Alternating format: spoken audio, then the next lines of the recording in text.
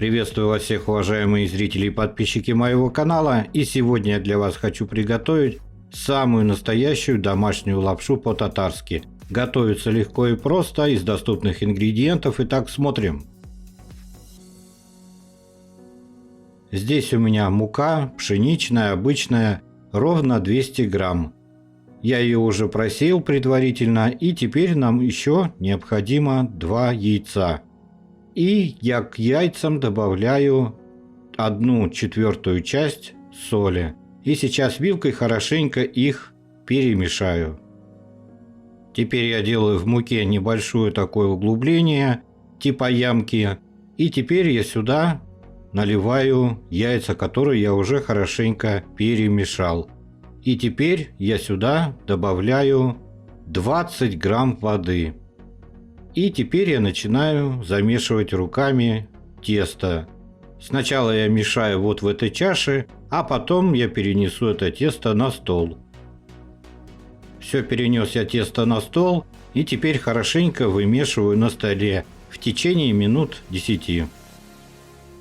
Вот такое вот тесто в итоге у нас получилось. Как видите, я нажимаю пальчиком, и оно возвращается. Теперь тесто готово.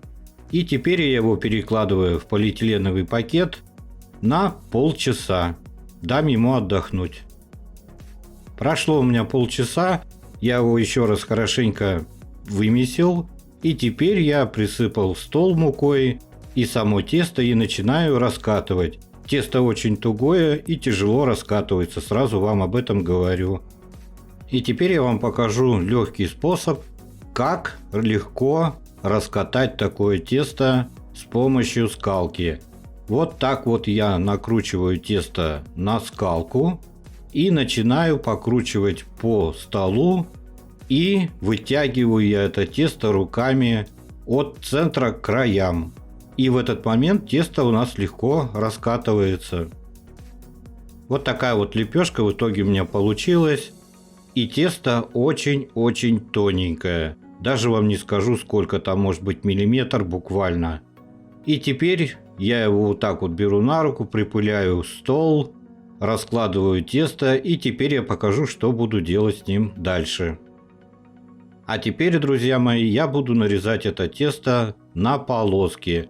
Вот тут уже сами смотрите, как вам удобнее, как вам лучше, какой ширины делать вам лапшу. Я делаю сантиметра 4-5, вот такой вот длины у меня будет лапша в итоге. Теперь я вот эти вот полоски вешаю вот так вот на скалку. Скалку между спинками 2 стульев. И сушу минут 15-20.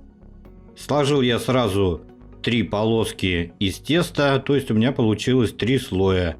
Так лучше, а самое главное быстрее нарезать домашнюю лапшу. И вот так вот стараемся как можно тоньше нарезаем лапшу. После того, как я ее нарежу, я припылю стол мукой, рассыплю эту лапшу и буду так сушить в течение суток двое. Но я буду готовить суп завтра, так что у меня надолго не пролежит. Ну а на длительное хранение храните как обычно вермишель. Ну что ж, друзья мои, вот такая вот вермишель у меня в итоге получилась. Очень вкусная. Никакая магазинная вермишель с лапшой домашней никогда не сравнится. Так что готовьте на здоровье, приятного всем аппетита, ставьте палец вверх, подписывайтесь на мой канал. Всем пока-пока.